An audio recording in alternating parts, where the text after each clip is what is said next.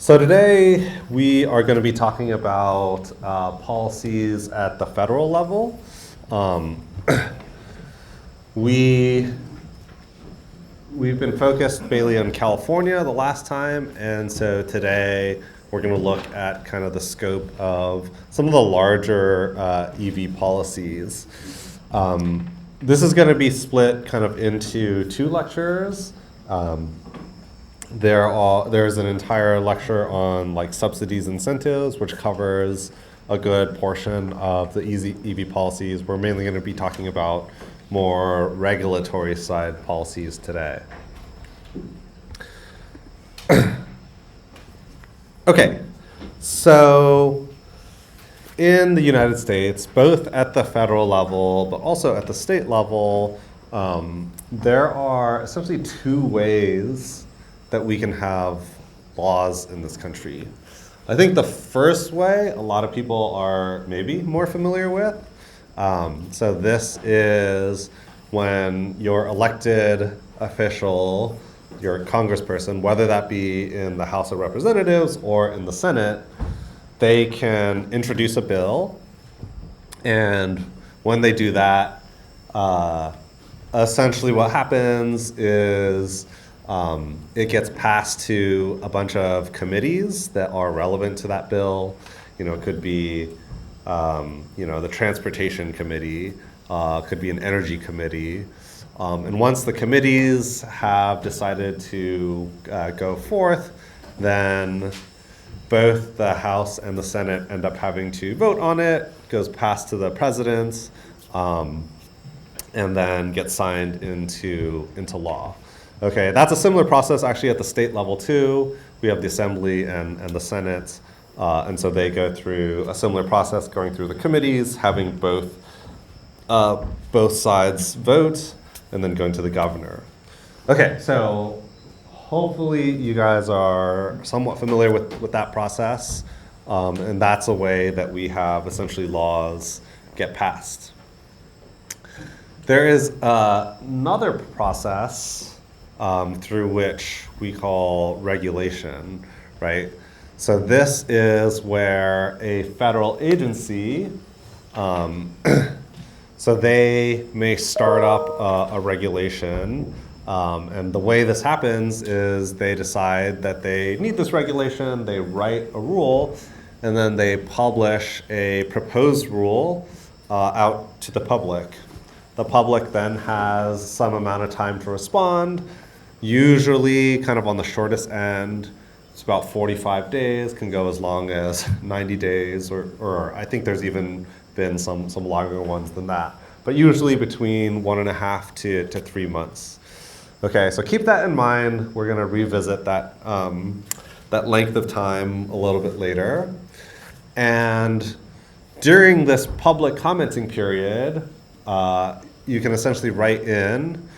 You can read the rule yourself, and you can write in, and you can have questions or comments on specific parts of the regulation or the regulation as a whole. And that's not just for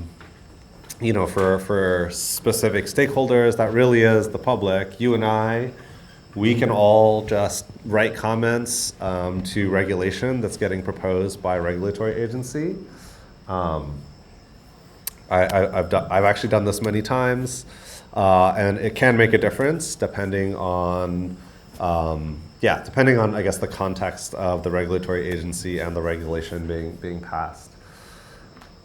The regulatory agency has to take into account all of those comments and questions. They technically have to respond to every single one. So, even you and any old person who writes in has to get a response from the regulatory agency. Then they publish a final rule, and that actually has the same force of law as legislation.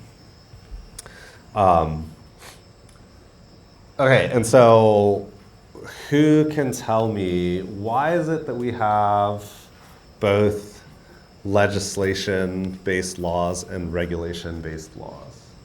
Why would we have these two different ways of making laws? Any ideas?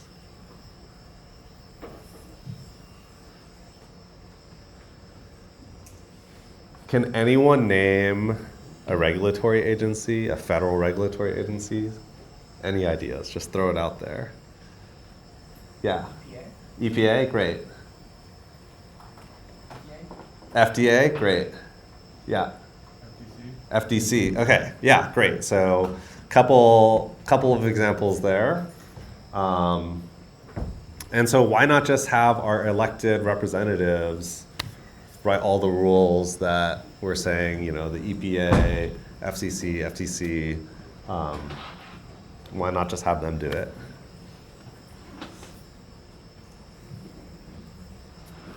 Any ideas? Don't know what they're talking about, maybe. Yeah, they don't know what they're talking about. I maybe wouldn't put it so bluntly, but yeah, exactly, right? So, you know, you think about these career employees in these regulatory agencies whose job is to think about sort of specialized problems in like a specialized area. You wouldn't necessarily expect that your average sort of elected legislature would necessarily have, you know, the requisite knowledge to understand, you know, how to allocate like frequencies, you know, for, you know, Wi-Fi versus cell phone usage and so on, right? There's technical expertise housed within the regulatory agencies that are designed to sort of best address the types of problems. Although I will say that the authority to do so has actually changed relatively recently. I'm not sure if I actually have slides on that here, but I'll revisit that maybe at the end. Yeah, with some maybe questionable court cases that have happened recently. But yeah, so we entrust that that the regulatory agencies have the capabilities to write, you know, complex regulation that the legislature may not be, may not have the knowledge to do. When it comes to legislation versus regulation, while they both have the same force of law, legislation does trump regulation, right? And so if these ever come into conflict, laws passed by Congress will always trump laws passed by a regulatory agency. But more usually what the way this is designed to work is legislation passes a law that says, oh, we want to like clean the air, and it's up to the regulatory agency to decide the best way to actually do that, right? And so a lot of legislation may actually motivate or sort of act as the foundation for regulation. Okay, any questions about these? So we'll think about the interplay between legislation and regulation as we go through our lecture today. So one thing that I kind of wanted to highlight that's going to be kind of a theme throughout this. So there's lots of regulation and legislation at the federal level. So the Clean Air Act is one of the sort of big ones. This is essentially legislation that is foundational on the environmental side, sort of cleaning up our air and water and having specific requirements to curtail pollution and eventually even greenhouse gas emissions. So this is a list of a couple things that we'll talk about in more detail. We're going to talk about CAFE standards in a lot more detail. This is part of the Energy Policy and Conservation Act. So actually a lot of the lecture will be kind of on the interplay between the CAFE standards and the greenhouse gas emission standards I was just mentioning. And so, you know, one thing that's kind of interesting is we've got these greenhouse gas emission regulations, vehicle fuel economy regulation, and tailpipe emissions regulation. And then last time we talked about how we actually had similar regulations at the state level, right? So the federal government is doing a bunch of stuff, and then California is doing the same kind of stuff, or similar at least. They're regulating at least the same types of pollution that would be happening at the federal level. So this is a really important topic in the area of transportation, and actually very relevant for electric vehicles, that there's this interplay between the federal government and the state government. So if you guys went to high school in the US, you probably learned about this particular issue between federal and state law, known as the Supremacy Clause. Does anyone know what this is off the top of their head? Yeah. Federal law trumps state law? Yes, exactly. Okay, so in general, if you have federal law that was passed by Congress, right, and then you have a state level law that is trying to do a similar thing or trying to override it in any way, federal law always takes precedent. This is like directly in the Constitution, right? And so the idea is the law of higher authority, which is the federal government can preempt law of a lower authority. And so federal law doesn't actually preempt state law, right? So it's not that state law can't exist without federal law, but in the instances where both come into conflict, federal law always wins. And so why is it that we have both of these kind of in place? And I alluded to this last time, but in 1966, California established the first kind of tailpipe emission standards in the country. And so they actually had a Clean Air Act of their own prior to the federal government passing their Clean Air Act. And so in the sort of Clean Air Act update in 1967, there was a specific provision, Section 209. It's an important section to remember here, that basically recognized that California had these sort of unique air pollution problems, and essentially the federal government explicitly kind of wrote around or overrode the Supremacy Clause because they allowed California to establish their own standards. Okay, and so California has a different set of air pollution standards than the rest of the country. And so in Section 209, essentially, California was allowed to request a waiver from the US EPA in order to have their own rules. And anytime California updates their rules or changes their rules, they have to go to the US EPA and get a new waiver. Okay? So this is going to come into play, and this is going to be a big sort of political item, especially kind of in the recent years. And we'll talk about this later on today. But back in 1968, the EPA granted California its very first waiver, allowing it to enforce its own essentially vehicle emission standards starting in 1970. And so as long as California standards were stricter than the federal rules, they were allowed to have its own separate set of standards. I'll also mention there's a separate section in the Air Quality Act, so Section 177, which says, okay, for everyone else who's not California, you can actually choose if you want to follow California's rules or if you want to follow the federal rules. And so there's about a dozen or so states that have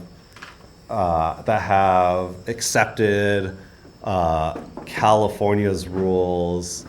And so that there's kind of an asterisk there, right? There are different waivers for different things, and so certain states have have decided to opt into certain parts of California's rules.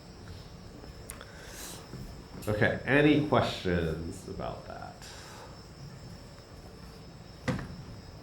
All right, so California sets its own remission rules, but requires a waiver. It's not guaranteed. Yeah, and I'm going to talk about some of the waiver battles that have happened very recently towards the end of the lecture. So the first bit that I kind of want to really focus on today is thinking about the CAFE standards. So back in the early 1970s, we had something known as the oil crisis. And so this was an instance where essentially control of the oil markets by OPEC led to a sort of crisis in supply in the United States. You can see here there's some pictures of essentially gas stations being closed because they did not have enough supply. They would have these issues where you'd go to the gas station and you'd have these really, really long lines. You'd have to wait hours just to pump gas at a gas station. I think they even had these rules where you could only pump gas like every other day, right? And so because of this, Congress passed this Energy Policy and Conservation Act directly in response back in 1975. And this was meant to try and mitigate or prevent this type of issue from happening in the future. So the idea was they wanted to increase energy production and supply, right? And so more drilling of domestic oil product in the US. They wanted to reduce energy demand, so get people to drive less, provide energy efficiency, which is a different way to reduce demand, right? You have the same service, but if it's more efficient, you need less of the fuel as input. And then some more powers to respond to disruptions in energy supply.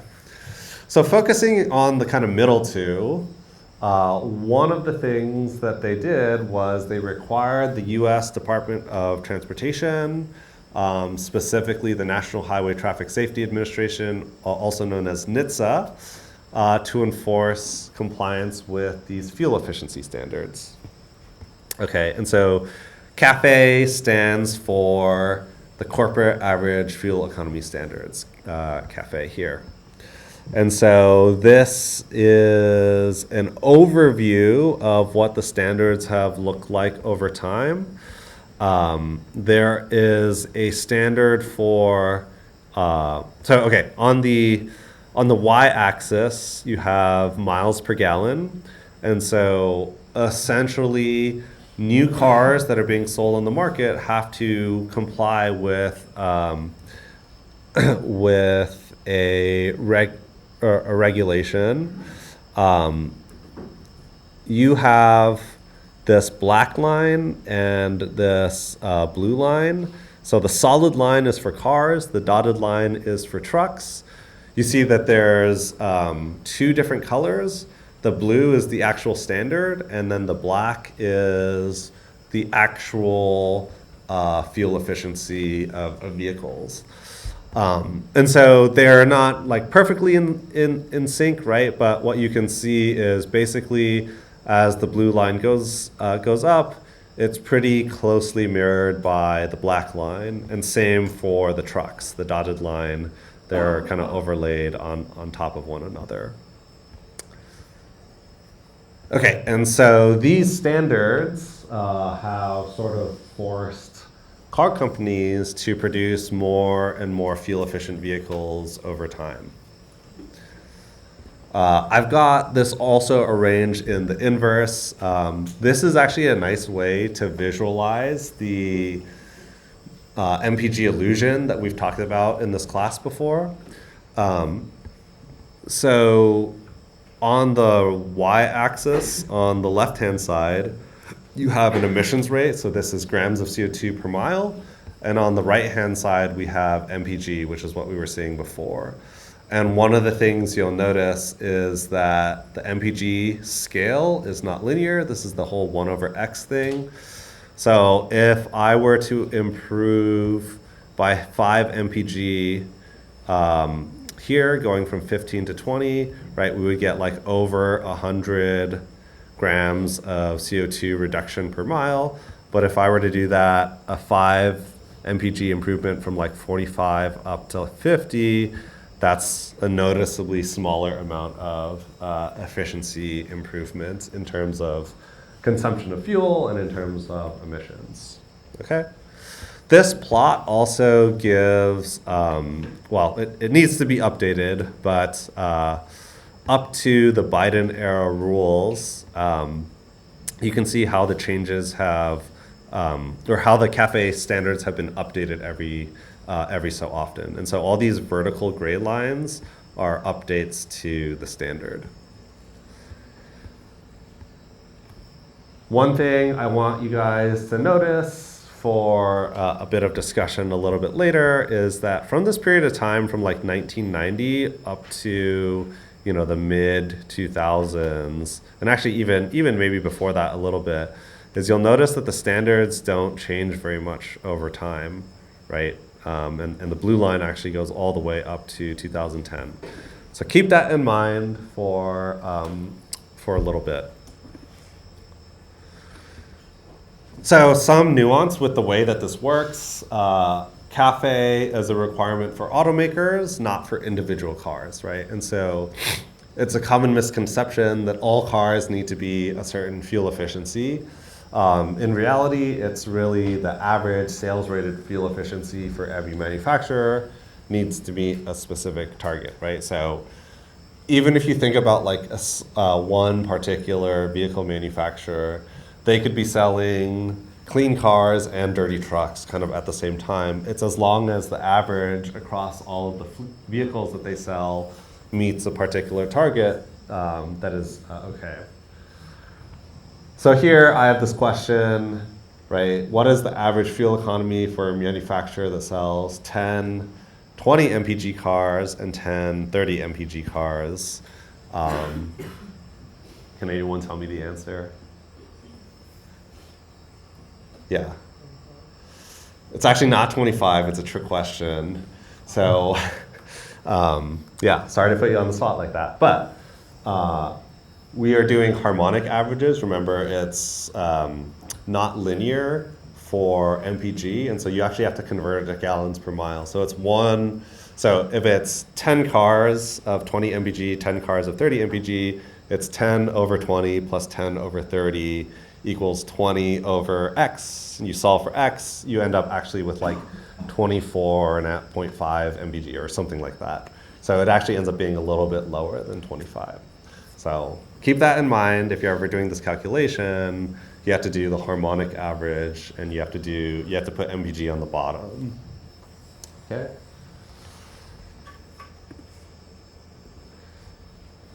All right, so there's also a credit system with CAFE. So when you comply with the regulation, you get to generate credits based on your target. And so let's say my target for the cars that I sell is like 30 MPG, but I actually sell on average 31 MPG. I can actually generate some credits, which I can then sell to other automakers, or I can keep them and use them later. It's called banking. And so this actually leads to a more efficient market because you're allowing compliance flexibility to happen basically across automakers than forcing them into each individual automaker. Okay. So NHTSA is able to enforce civil penalties, and the penalty is about $55 per 1 mile per gallon out of compliance per vehicle. That's actually changed last year, and I'll talk about what the new sort of penalties are in a little bit.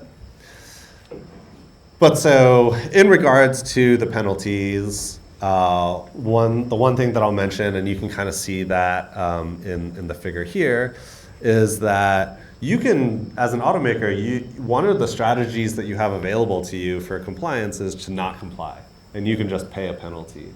Okay.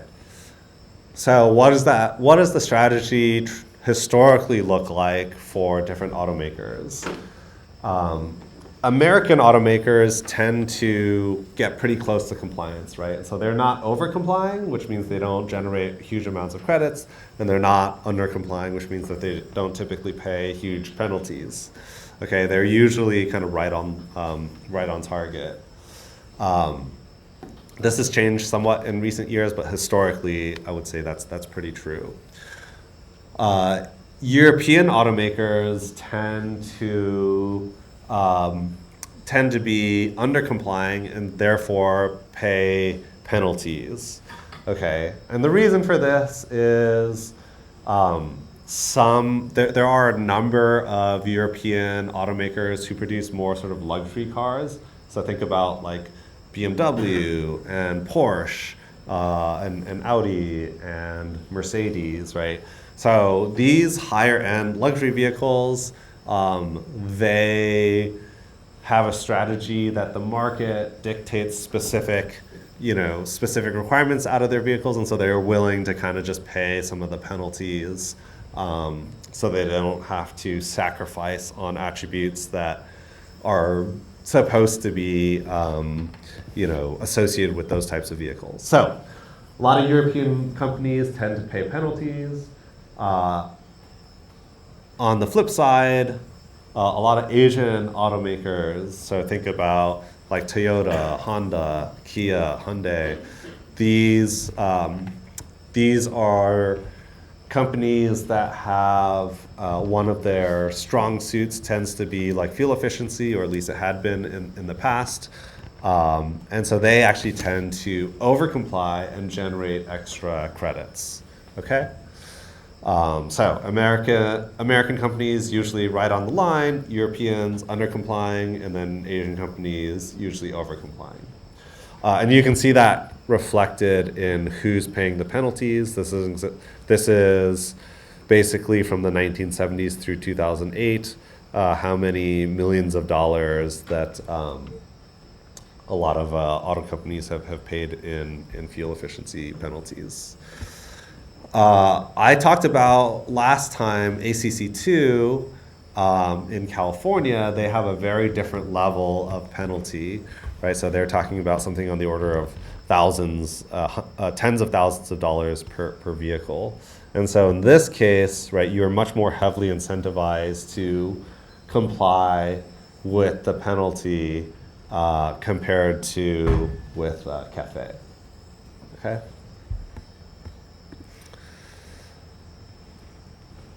Any questions about this? Yes. ACC2 is the Advanced Clean Cars standard that we mentioned last time. It's a California-specific policy. This is what the ZEV regulation is located in. Yes. That's a good question. I actually don't know. Part of that can go into just funding for the program, but I would assume that a lot of that funding is going to typically when you have penalties like this, you want to send that money back into essentially recovering or paying for some of the like externalities caused by that. So I don't know the specifics, but that's what I would imagine that funding would be spent on. Any other questions?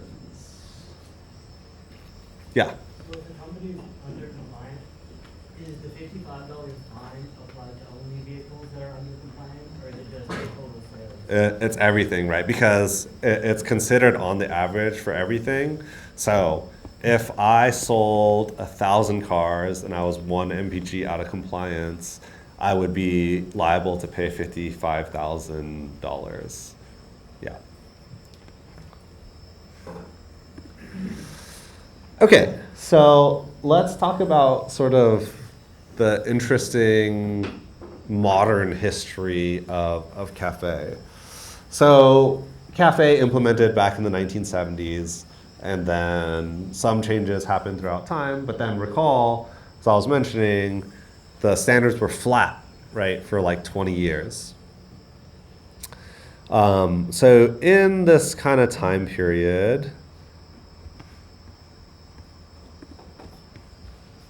okay, there was something else happening. So Cafe was kind of its own thing with fuel efficiency. Back in the mid 2000s, well, the Cleaner Act actually gives EPA authority to regulate CO2 emissions, although there is some question as to the like scope of this.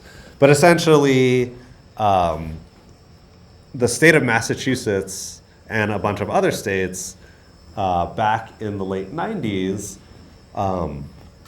right, so just for context, this is when climate change is starting to pick up traction in the scientific community.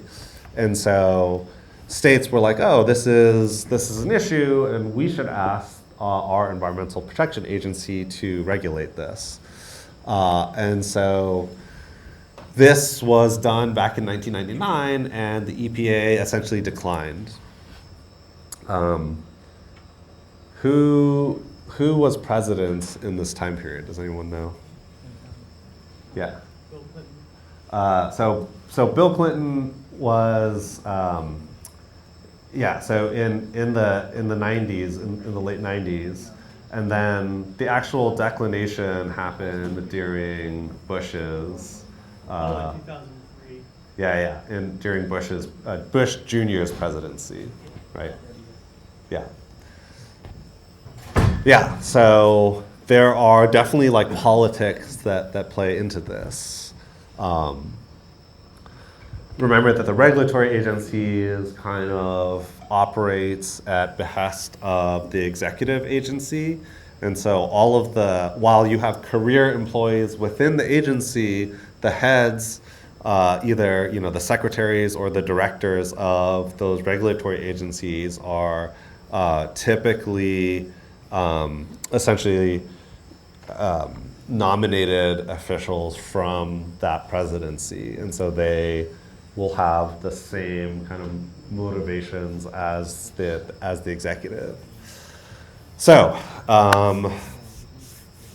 back in 2007, the state of Massachusetts and 11 other states decided to sue the EPA to determine whether or not they actually had the legal authority to regulate CO2. Because when we say the Clean Act gives them authority, that's like a broad set of authority to consider air pollutants, right? And so the question of whether air pollutants can be constituted as just local air pollutants or also inclusive of greenhouse gases. So in this particular case, this went to the Supreme Court back in 2007, 2008. Supreme Court basically said, okay, not only does the EPA have the legal authority to regulate CO2, but they actually have to regulate CO2. So you've got this kind of interesting court case happening kind of at the side that essentially required EPA to regulate CO2 emissions from vehicles. Also, kind of in a similar time period, remember when I said the CAFE standards were frozen for nearly 20 years, because of California's unique authority to kind of do their own thing, there's a senator, actually at the time, she was assembly member, not a Senate member in the state legislature, Fran Pavley. She authored this bill, AB 1493. This is famously known as the Pavley Regulations. And this required a reduction in greenhouse gas emissions from vehicle tailpipes. So very similar to the greenhouse gas emission standards. And so this passed in California, but remember, if I want to update the California rules to clean air, I have to get a waiver from Congress, or not from Congress, from the EPA. So back in 2005, the first waiver request was made, okay? And so this was during Bush Jr. administration, and so lo and behold, this was denied in March of 2008. 2008, Obama gets elected, and then their administration comes in 2009, and they immediately grant the waiver to the Pavley regulations.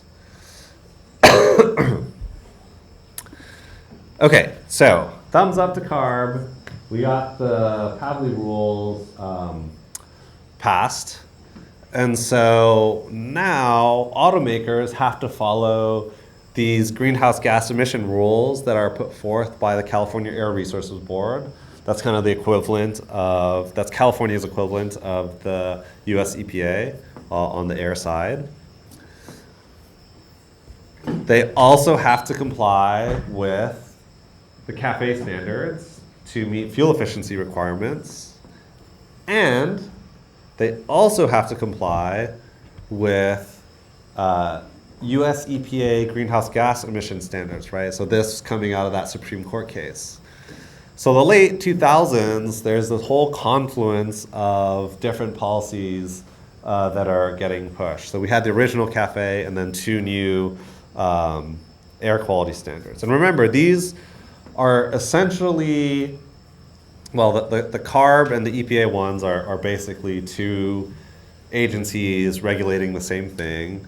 And you could also argue that there are essentially the same as the fuel efficiency standard, right? Because there's a direct relationship between fuel efficiency and emissions rates, as we know. So automakers, they get all upset, right? And maybe justifiably so, that you would have to follow 3 different sets of standards. And that would be really difficult and really costly, right? So imagine you'd have to keep track in such a way that, oh, I know that I'm complying with this one and this one for NHTSA and EPA, and I have to make maybe even either make or sell different cars in California, and not only in California, but all the 177 states that follow California. So this would be really difficult and really expensive to do. So what ends up happening is, after this pushback, everyone gets in one room and they basically say, all right, we're going to agree to harmonize the standards, which means we're going to make sure that the greenhouse gas emission standards and the CAFE standards are essentially going to be doing the same thing. You kind of line up the regulations so that automakers have an easier time to comply. Okay. So greenhouse gas emissions will end up regulating grams of CO2 per mile, and CAFE standards will end up regulating miles per gallon, and it ends up looking something like this. What I was showing earlier. So you have a target that will line up kind of across both your y-axes, because there is an equivalence between the two.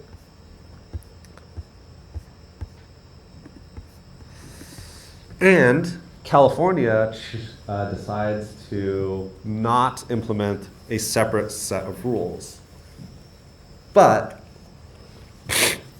what I'll say is, it was really important for California to be at the table at this time, because they ended up essentially forcing the other two regulatory agencies to make the standards a lot more stringent than they otherwise would have been, right? Because they always had the threat to say, okay, if you guys don't make the standards aggressive enough, we're just going to do our own thing. And so having California at the table pushed this regulation to be a lot more stringent than it otherwise would have been. So let's talk a little bit about the standards that were set during this era. So in 2009, they released the proposed rule. This is going through that same regulatory process that I had mentioned before. So you had this proposed rule for both the EPA and for NHTSA. EPA having the greenhouse gas emissions standards and NHTSA having the CAFE standards. And they basically have this requirement that by 2025, the average vehicles have to be about 54.5 mpg.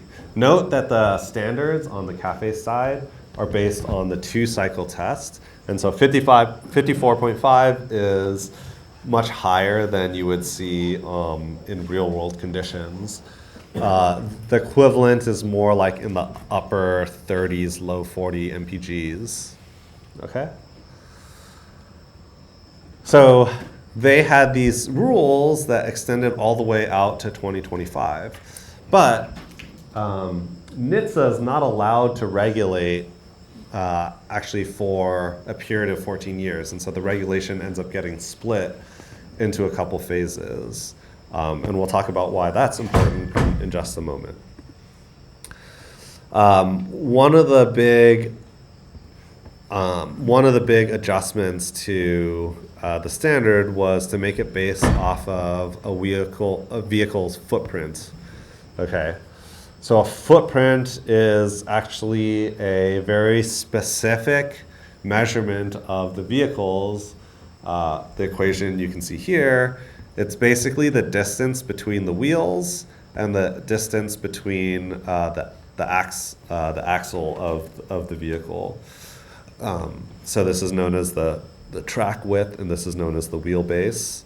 And essentially, it's the area between those four. And this is what the footprint-based standard ends up looking like. Okay, so this is kind of a confusing plot, so let me walk through this. So the footprint is on the x-axis. So as you go from left to right, it's basically a small car going to a big car. And then that's separated into passenger cars and light-duty trucks, right? So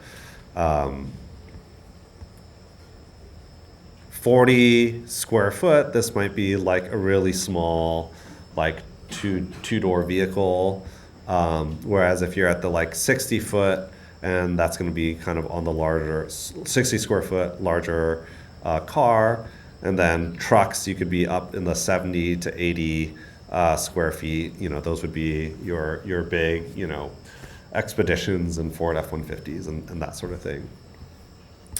So on the y-axis, we have emissions rate and MPG. And so MPG goes up from top to bottom, so low fuel efficiency down to high fuel efficiency, or low emissions rate up to high emissions rate, right? And so ignore all of these lines, just look at one of them and see what this is telling you.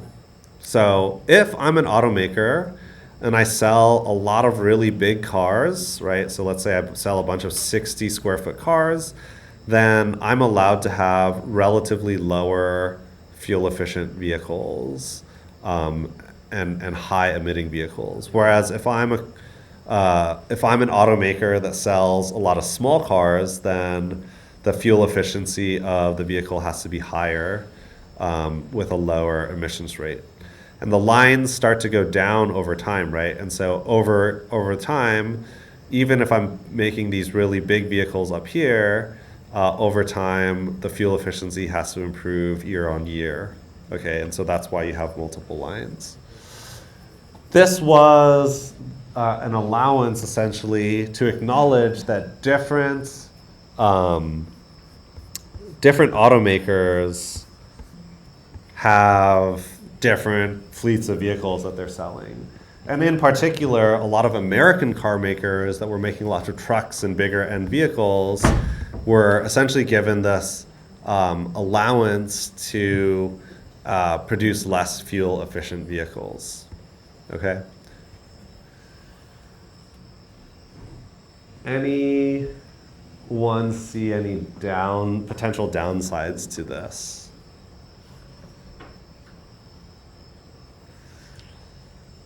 So yeah, go ahead. Encourages manufacturers to make bigger cars. Yes, exactly. So while the motivation behind this was to let different automakers who sold different sized vehicles to kind of play on the same playing field, what happened over the last kind of 15 years? We went from like 40% cars, 40% trucks, maybe like 20% SUVs, to now more like 60% SUVs and like 20% trucks and 20% cars, right? And so today, the SUV, like crossover SUV market is like triple, quadruple what it used to be. And a lot of people will actually point to this as one of the motivating factors. It's like you've got some car automakers who are selling these small vehicles. They have to make these like really fuel efficient vehicles. They're like, well, instead of making my vehicles more fuel efficient, I'm just going to make them bigger, and that gives me more room to play with these fuel efficiency requirements. So that's one of the downsides of and sort of unintended consequences of policy designed in this way.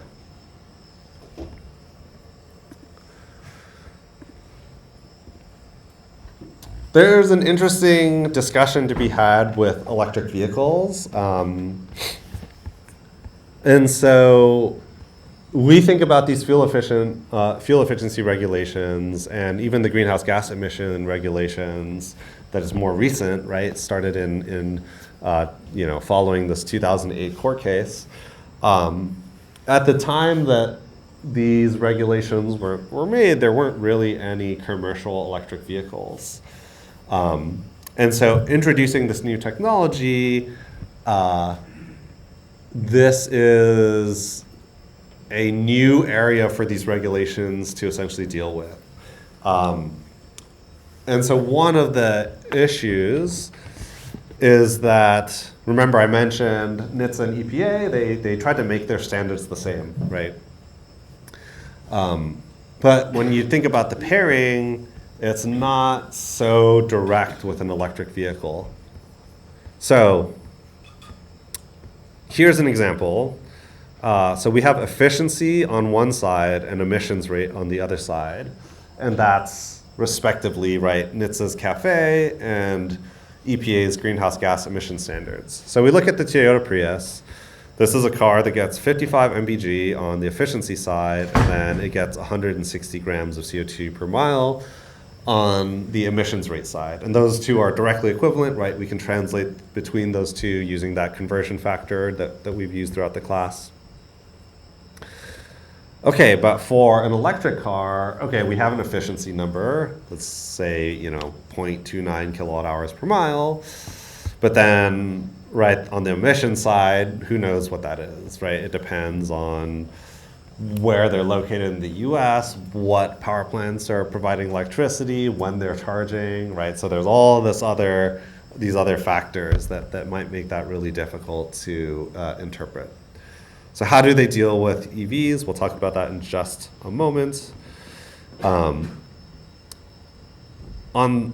the GHG side, they don't really differentiate between electric vehicles. Oh, okay, this says cafe, although that's changed. This is on the greenhouse gas emission side. Even though these two are essentially very different vehicles, right? So this would be 25 kilowatt hours per 100 miles. That's probably on the more efficient side. This would be, so Jaguar I-Pace, 44 kilowatt hours per 100 miles. That's like the difference between like a Toyota Prius and like a Mustang, if you're thinking about this in terms of gas, right? So the I-Pace consumes like 76% more energy, but the regulations essentially consider these vehicles to be the same. And so you lose this efficiency signal on the EV side. That could be a good or bad thing, right? It depends on kind of your policy goals. But that differentiation can make a difference in motivating companies to be more or less efficient for their electric vehicles. Okay. On the greenhouse gas emission side, they decide, okay, we're just not going to deal with this. We're going to have these weights, which are a way to essentially modify the emissions rates of specific technologies of vehicles. So this is a table that includes what those look like. So the weighting factor, kind of the most important takeaway from this table, is the weighting factor for electric vehicles is 0, which means you multiply the weight against their emissions rate. They're for the purposes of regulation, essentially 0 emitting. So nothing out of the tailpipes. They don't count the upstream, so it's just 0 grams per mile. Okay? And so they don't have to worry about the accounting for all of the upstream stuff, which would get really complicated. And so people are torn on this. There was active debate on this. It's not so relevant anymore, but the idea being that like, well, should we be regulating emissions rates for electric vehicles? The argument against that is actually, I think, pretty reasonable, which is there's 0 emitting at the tailpipe, which means the emissions are coming from like upstream power plants, right? But it's not as though an automaker has any power over the power generation assets in the country, right? It's not like the automaker can go essentially force the electricity industry to produce clean energy. And so you're really, the idea of this particular regulation is meant to reduce emissions on the vehicle side, and you can't really do better than having nothing coming out of the tailpipe. So, I would argue that that's a pretty reasonable argument for not including emissions rates on the ZEV side. You do want it to maybe be paired with other regulation that's like cleaning the grid, but that's a different different topic than what we're talking about today. Okay. So there's all these like little nuances to kind of think about with the regulation. And a lot of folks in the policy world think about the implementation, and then in the academic world, there's lots of research done in this area to try and help improve the policies, right? You can submit a lot of this stuff when they're updating regulation with the public comment period. So we've got a lot of stuff happening on the sort of details of the policy, but on the politics side of things, what's happening? So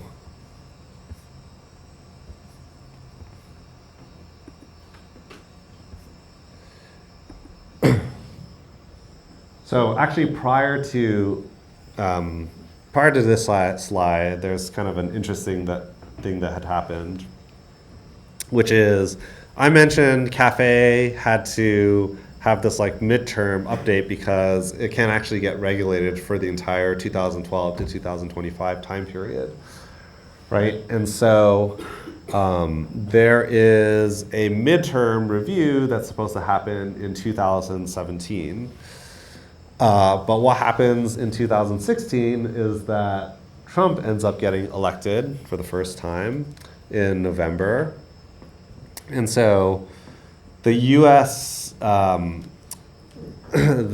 U.S. EPA and NHTSA, they actually, in the last month before the change to the new administration, released a rule to update, and they had a whole like proposed rulemaking process, an open comment period, and a final rule published in like the span of a month.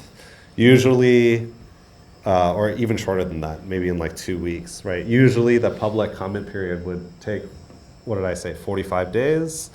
They opened it for like 3 days and then closed it. And that was actually a strategic move to get all the changes in the record in anticipation that that Trump would get rid of it, and when it goes to court, they could have all of that stuff in record. So, at the start of the Trump presidency, back in 2017, he wanted to get rid of the CAFE regulation, both on the CAFE side and on the greenhouse gas emission side. The administration revoked a waiver that California was trying to pass, which was challenged in court and eventually reinstated. You can't just totally get rid of regulation. You have to go through another rulemaking process and justify changes to the regulation. And so when they tried to overturn, there was substantial pushback from the environmental community. And yeah, this kind of scale back on greenhouse gas emission and CAFE standards. What ended up getting passed in the Trump administration was this SAFE rule, safer, affordable, fuel efficient rule. They basically were like, okay, we're gonna freeze the standards in 2021. There were a bunch of justifications based on these calculations that they were doing, that like the old rules would keep old cars on the road, which would make it less safe. They reduced the carbon price benefits, and they increased a lot of the technology costs. And there was a pretty famous paper that was published by a lot of prominent economists that would essentially help to debunk a lot of the analysis, a lot of the USDOT's analysis on the changes in the benefits and costs of the regulation. Yeah, that includes some economists at Davis as well. Okay, and so a lot of activity happening in that time period to push back against a weakening of the standards.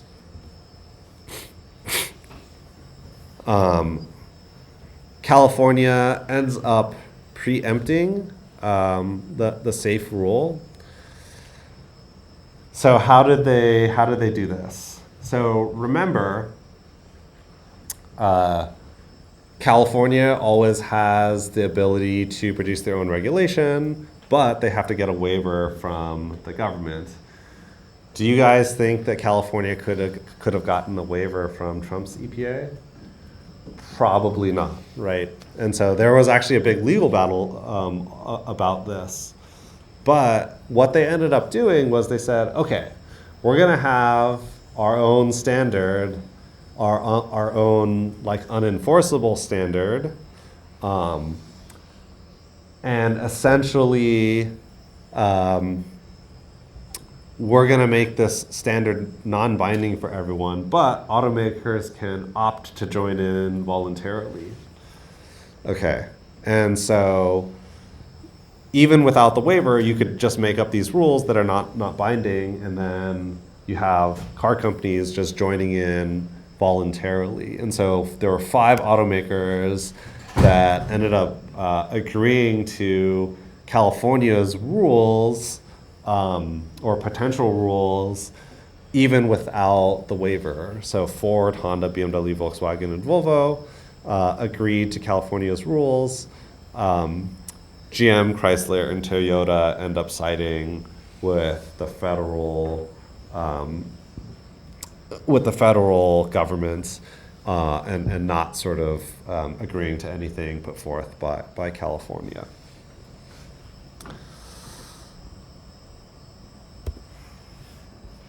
So the SAFE rule ends up getting passed in March of 2020. They didn't totally freeze the standards. They ended up decreasing the improvements to 1.5% improvements per year, down from the 5% per year improvements during the Obama administration. And shortly thereafter, overturned with the Biden administration. So new rulemaking proposal. Oh yeah. Sure.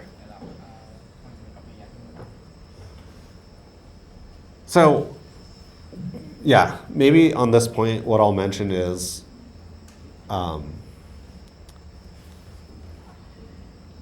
we're kind of doing this crazy flip-flop thing, right? So we had Obama era rules, 5% improvements every year, and then Biden era rules getting decreased down to 1.5% improvements every year, and then Biden administration, you have this new rule that's even more aggressive at an 8% approximate improvement in fuel efficiency every year. So the one thing, so you might ask yourselves, why did those 5 car companies actually agree to California standards? Okay, so the one thing that car companies hate more than these aggressive standards themselves is uncertainty in the standards. So not knowing whether or not I have to change my production and the types of vehicles that I'm selling in response to changes in regulation that happen every sort of administration, right? They would rather just have some kind of steady regulation that they know how to respond to.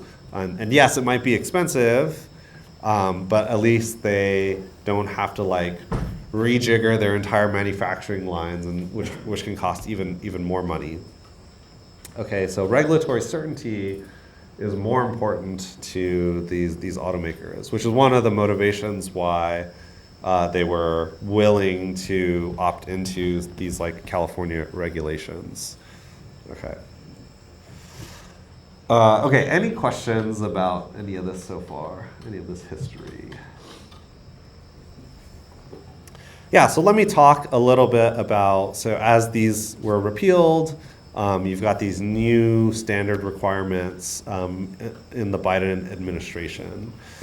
So, okay, so we've got new standards that were announced for the small time period 2024 to 2026, which overwrote the Trump era standards, but then they had even new regulations sort of past that.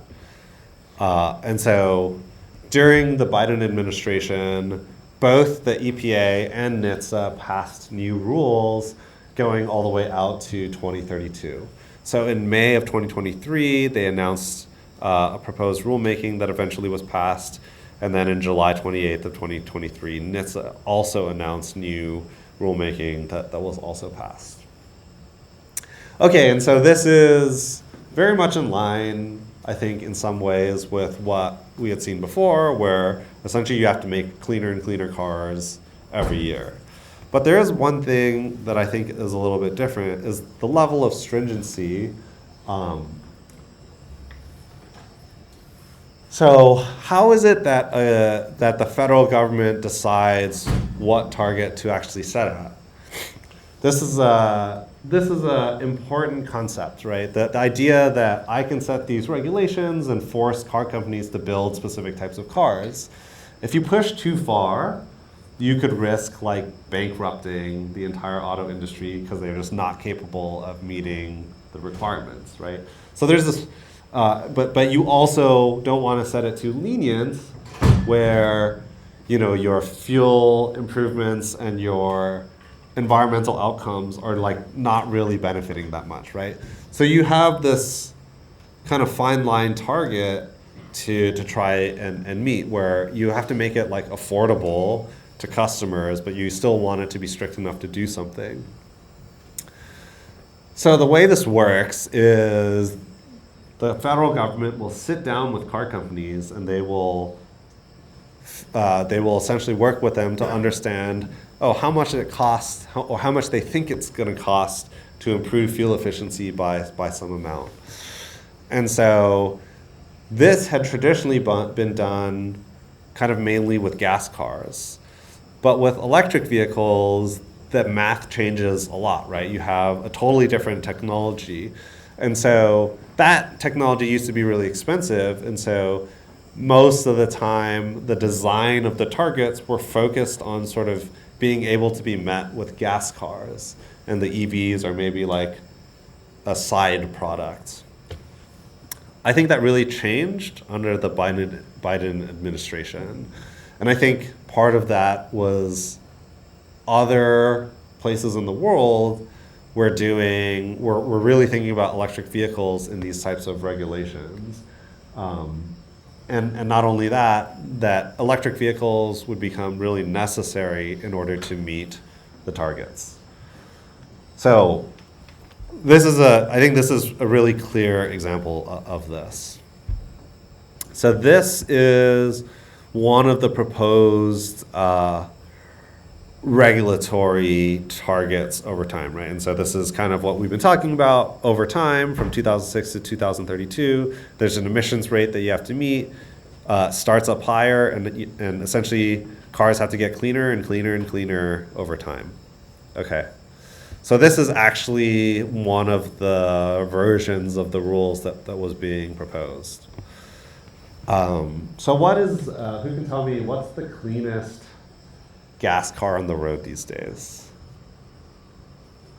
Any ideas? You guys have all seen it before. It's a hybrid. Yeah, the Toyota Prius. Okay, so the Toyota Prius. So this car gets about 155 grams of CO2 per mile, right? So this is the cleanest car you could get on the road. And if you look at these actual targets, well, you literally can't meet the requirements without electric vehicles, right? You could literally sell every single new car that you sold could be a Toyota Prius or as clean as a Toyota Prius, and you still wouldn't meet the target. And so here, to get down to 82 grams of CO2 per mile, yeah, you not only have to sell these really clean gas cars, you have to sell electric vehicles to be able to meet this target.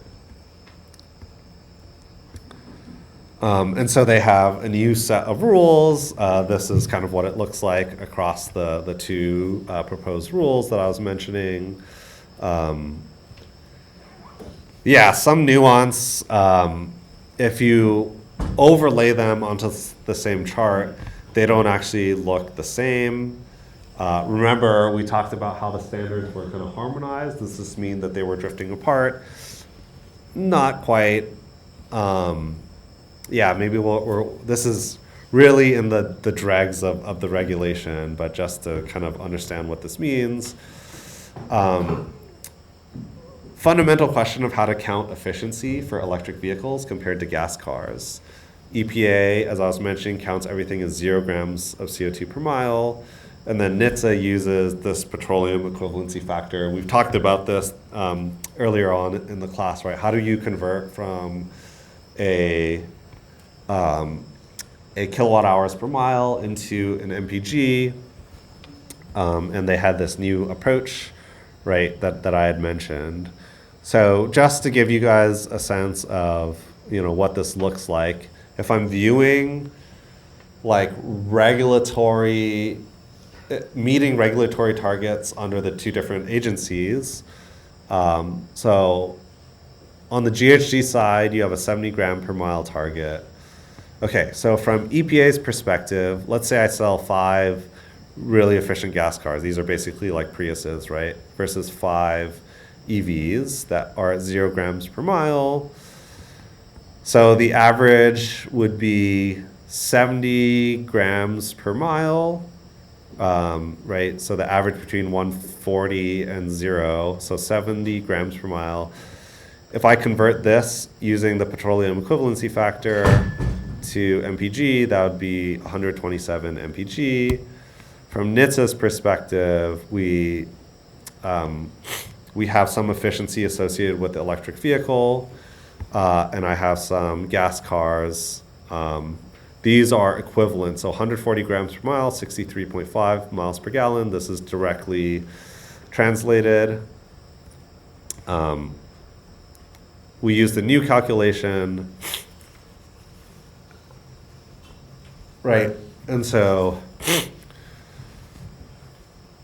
here on the NHTSA side of things, they would have an average of 70 mpg and an average of 126 grams per miles. So depending on how you do, which regulatory agency's perspective is looking at these, right? Even though these are the same fleet of vehicles, EPA's numbers will look very different from NHTSA's numbers.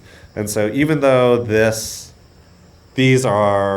don't look like they're harmonized, under some scenario, some realistic scenario of EV adoption, you'll end up actually with pretty similar numbers, right? So devil is in the details on how you integrate, how EV efficiency is integrated into the regulation plays a really sort of big role.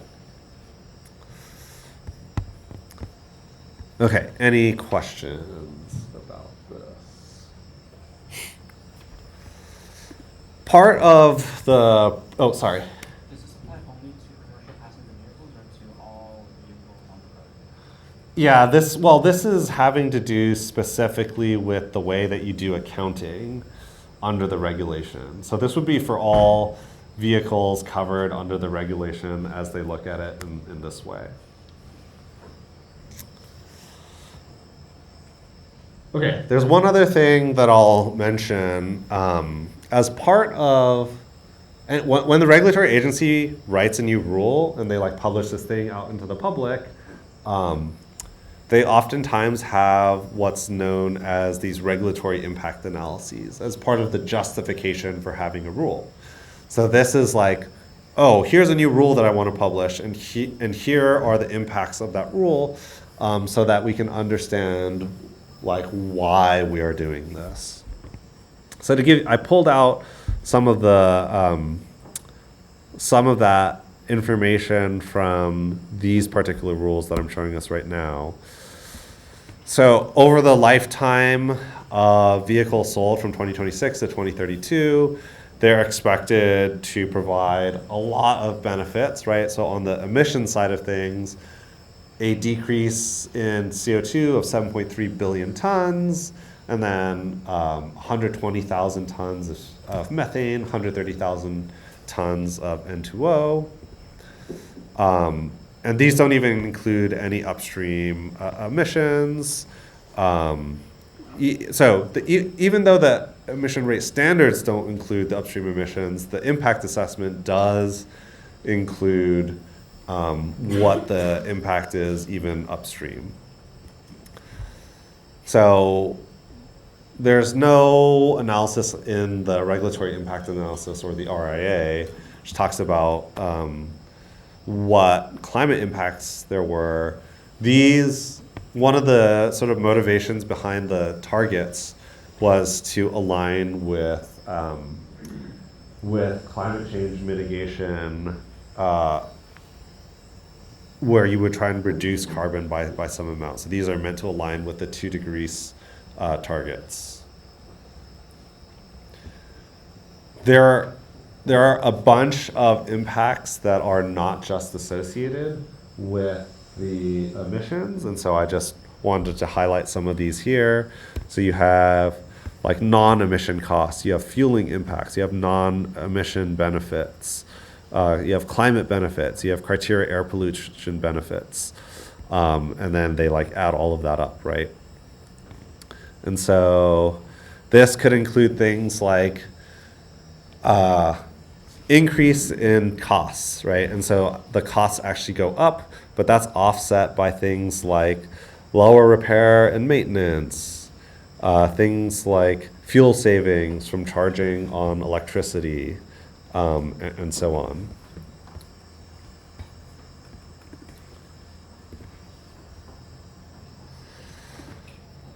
So how did the weights and multipliers change? No changes, actually. So EPA still kept EVs at 0 grams per mile for their electric drivetrain. So upstream emissions still don't count towards emission rates of vehicles. One of the novel things they included was this like battery durability and warranty. EPA proposed new state of health requirements with data collection from in-use vehicles rather than doing the like dynamometer testing. There's another provision that manufacturers have to install a battery state of health monitor. This is a nice one for consumers, right? If you drive an electric car, you should be able to tell how like healthy your battery is. And so, this was something that, came out on iPhones in recent years where I can go in and see like how much capacity I have left on my battery. And so the idea is that you can do that in your car too. And they proposed this warranty of like 8 years, 80,000 miles for batteries and associated EV powertrain. Yeah. So how would you determine the ability of a battery to charge then? Yeah. So you can look at a whole bunch of different diagnostics on the battery, including like what the voltage is, the rates at which it's able to charge and discharge. These things will allow you to infer state of health of the battery. And actually, there continues to be work on this, even at the like lab level, where they're trying to come up with more robust like methods or simpler methods to estimate state of health without needing to like get in, like take the battery apart and measure specific things. It's all things that you'd want the car to be able to kind of easily do and display for a consumer.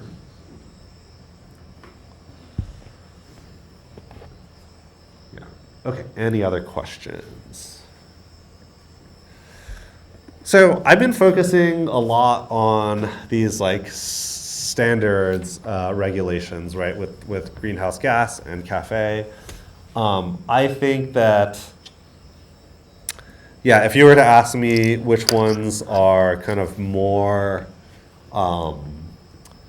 substantial on pushing for electric vehicles, I think the California zero emission vehicle requirements from last lecture are probably a lot more responsible for the rise in EVs, but that these help to motivate and set up automakers to produce this kind of across the country, right? And especially with the newest rules that came during the Biden administration, I would say, it would probably be leading to a similar push across the country eventually to push electric vehicles. And so, the Biden administration, in addition to some of the regulatory instruments that I was talking about, right? And so this is our EPA GHG standards, and then the CAFE rules. There were a couple of other regulatory requirements that help push things on the medium and heavy duty side as well. That was, one suite of policies that the Biden administration was pushing to help combat climate change in general, right? And so we also had the allowance of a number of California waivers. So California was pushing much more aggressive policies during the Biden administration, getting the waivers in place. And there were a whole bunch of market-based incentives as well, right? And so we're going to spend next class, or no, next week, we're going to talk about subsidies and incentives, talking about some of these market-based instruments. But just know that the regulatory rules that I was talking about are like coupled with a bunch of stuff to promote infrastructure, to provide direct monetary incentives to consumers and businesses, to provide manufacturing support to automakers, right? And so things like providing funding to set up these like big battery manufacturing plants.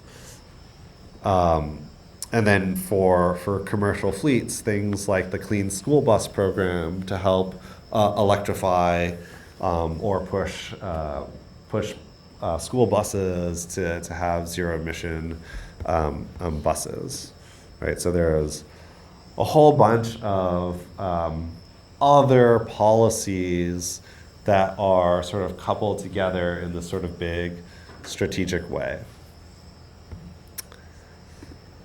Okay, and so that brings us to where we are today.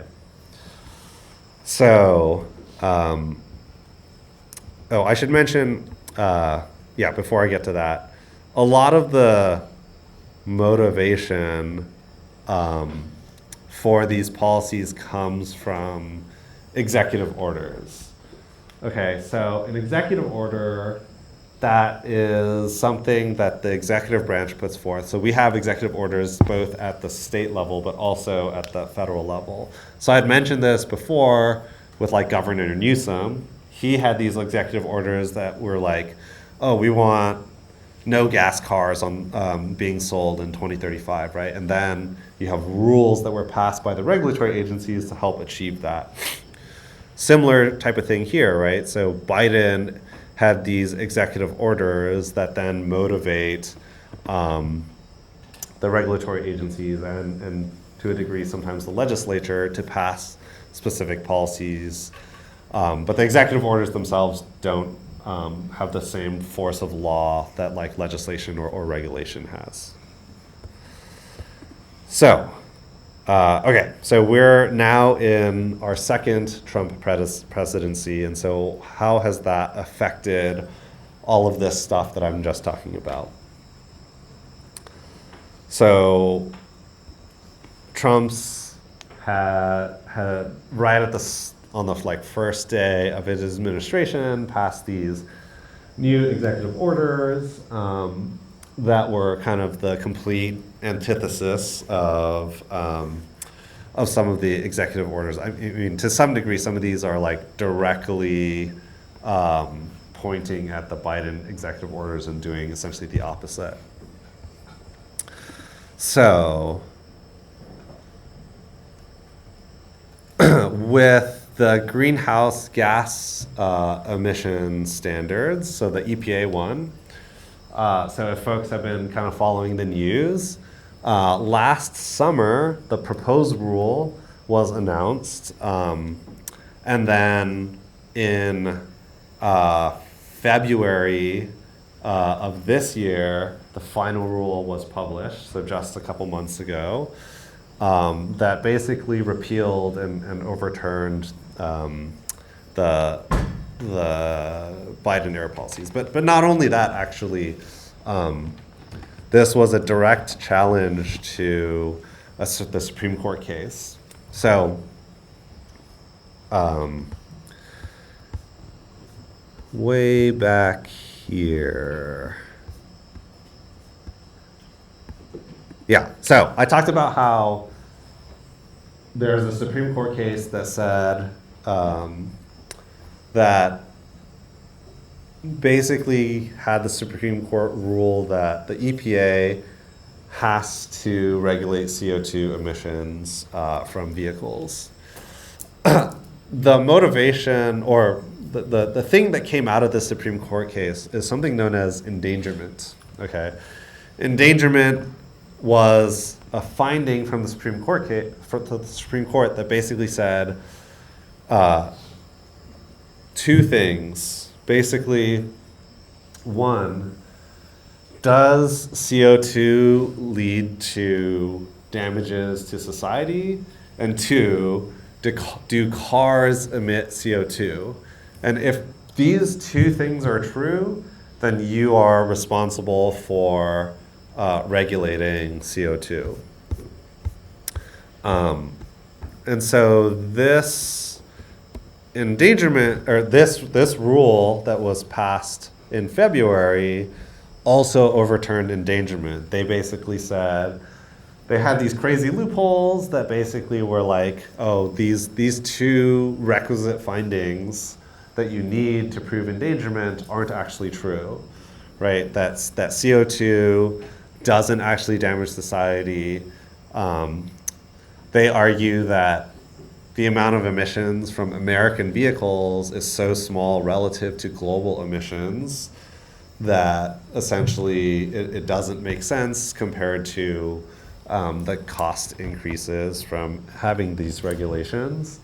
And two, they had, I don't even quite understand some weird legalese loopholes on why the accounting for emissions from cars doesn't allow us to follow endangerment. So basically this is an overturn of both the endangerment finding, which allows them to get rid of the greenhouse gas emission standards. Okay?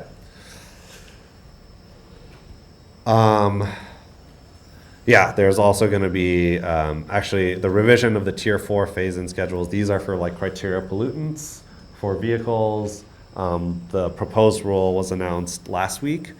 So yay, that will probably get overturned as well.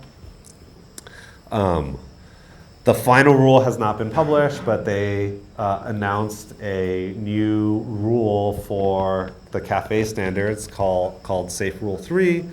This was proposed back in December of last year. And so there was a whole public comment period that closed in the springtime. And so expect the final rule for this to be announced relatively soon. It could happen even before the end of this class. The California waivers that were passed during the Biden administration were actually revoked. That's never happened before.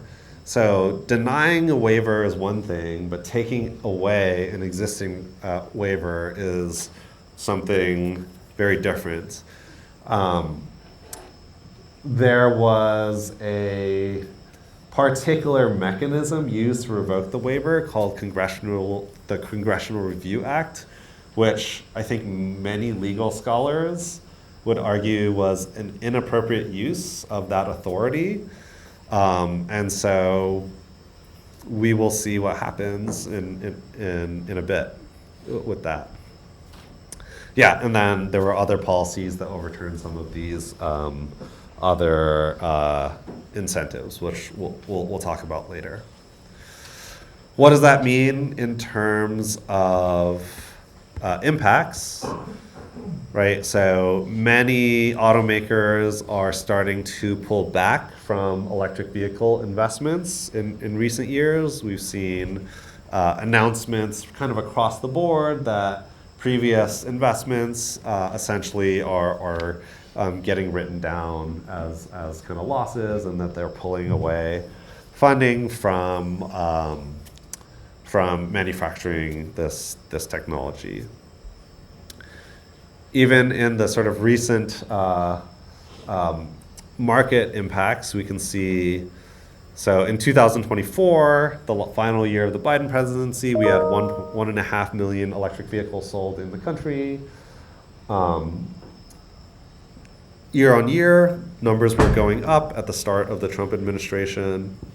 But in totality, 2025 actually sold less than 2024. It's the first time there's been a decrease in EV sales. And then this big precipitous drop corresponds to when the tax credit phased out as a result of the one big beautiful bill that was that removed EV incentives last year. And then following, this kind of immediate drop in sales that happened recently. Yeah.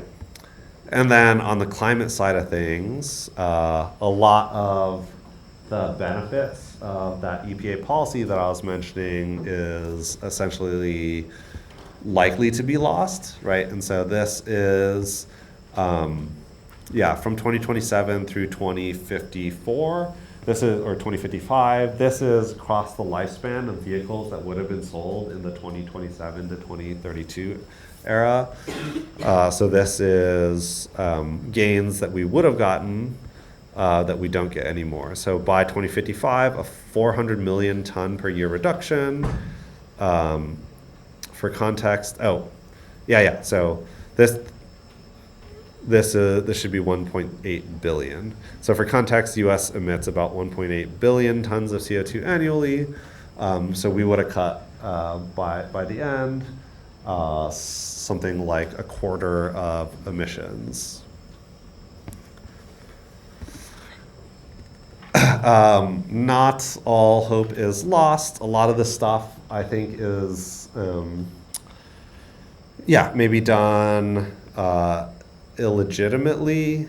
As I was mentioning, with the waiver process, not the correct authority to try and do something like this.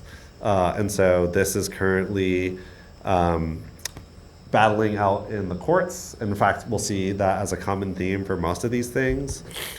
So state of California is suing the US on the revocation of the waivers. On some of the incentive stuff, they've actually been able to push back and get funding reinstated for infrastructure. And then on the Endangerment Act, the one that overturned a Supreme Court case, there are no less than 4 different lawsuits currently being filed against the government. Notably, American Public Health Association versus EPA on kind of the merits of getting rid of the regulation, and then Massachusetts versus EPA revisiting the endangerment ruling. Okay. Any questions about this? So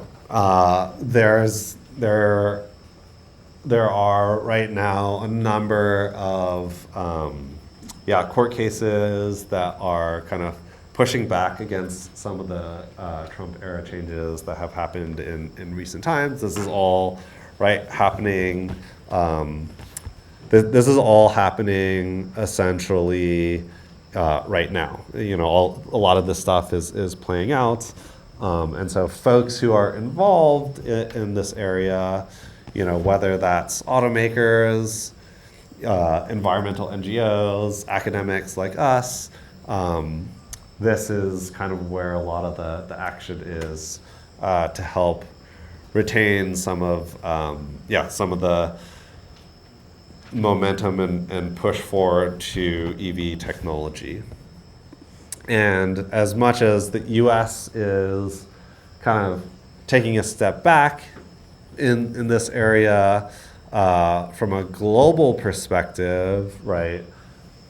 Most other places are kind of full steam ahead, right? So China and Europe in particular, they are just going to gain a larger and larger competitive edge. The markets for these technologies has really taken off in many other areas in the world.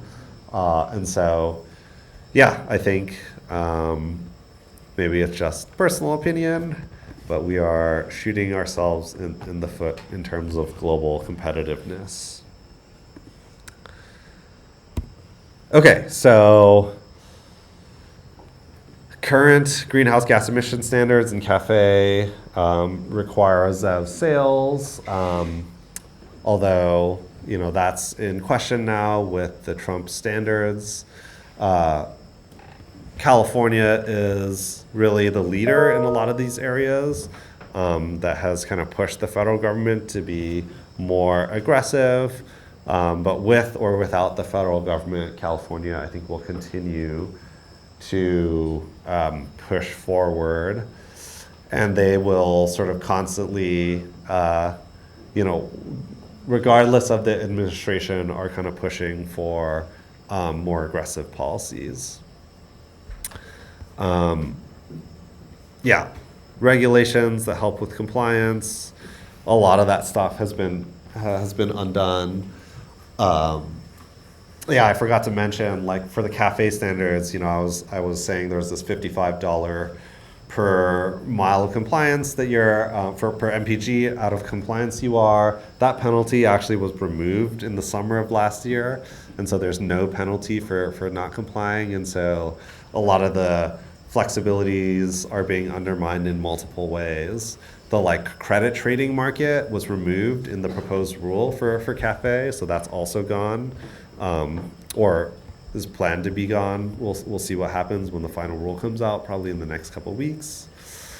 And so a lot of the questions about the way that we do the regulation, and in the nuance, that's kind of put aside. There's this bigger battle of whether or not we have the regulations in the first place. So we'll stay tuned for all of that. I'll let you guys know if anything interesting happens from now to the end of class. Otherwise, that'll be it for today, and we can go ahead and do the quiz. So put everything away.